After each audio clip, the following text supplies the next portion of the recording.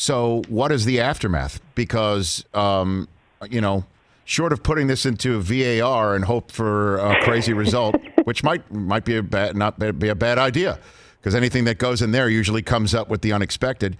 So what is the result here? Do you really think that Liverpool joins this Super League and money starts flowing in, but fans won't go? Do you really think that fans would not go or care anymore? It's one of the great seismic kind of tectonic plates in global football is that the English fans, generationally, the teams are storehouses of memory, Rich, and they've travelled with their teams every weekend across England.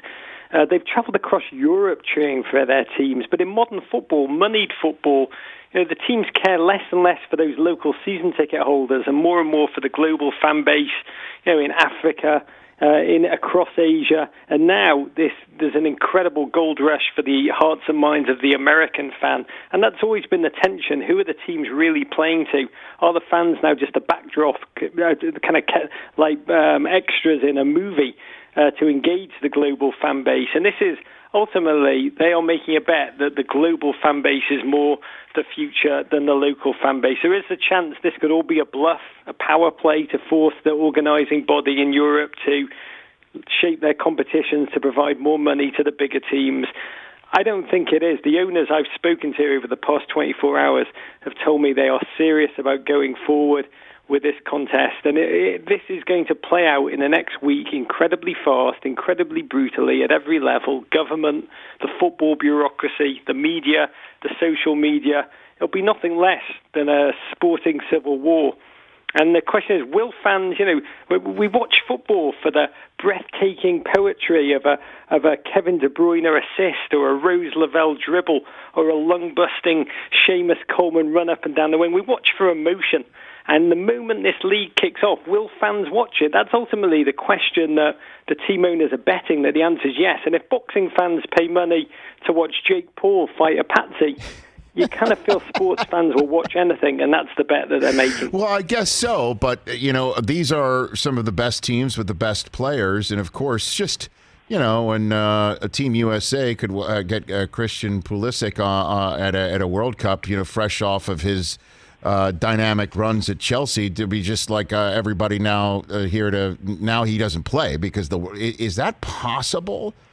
Is that feasible? It's all about leveraging for position. Ultimately, the big clubs are betting that the leagues need them, that the World Cup needs them more than they need the leagues and more than FIFA need. Like a World Cup without the great players is what? That's really the bet that they're making. And ultimately, we don't want to see how the sausage is made. The football is really the world's emotional joy. This is the darkness of what's happening. The team owners are using the pandemic as an excuse for why they need to do it now, just for financial safety. And the pandemic, never more than in this moment, has football as a game brought such joy. It's bound the world together. When we watch these games, we feel a sense of connection. We feel a sense of emotion. We feel alive. And football, the game, has really saved us. But the football industry, in this moment, you realize the business can do the opposite. The myopia, the greed, the selfishness, the self-interest. And that's the true darkness. It's going to be ultimately the fans and the core of public opinion in England, I believe, will fight this one out. There's a tremendous anger there at how they've been kind of treated as powerless, and many fans. It's a bit like what they felt, a bit like watching Khaleesi and her dragons burn down King's Landing, and how they react now cruelly exposed. The English fan will not want to just be an innocent victim in all of this. There's so much on the line for them in terms of their love, their memories, the profound connection that they have with the game.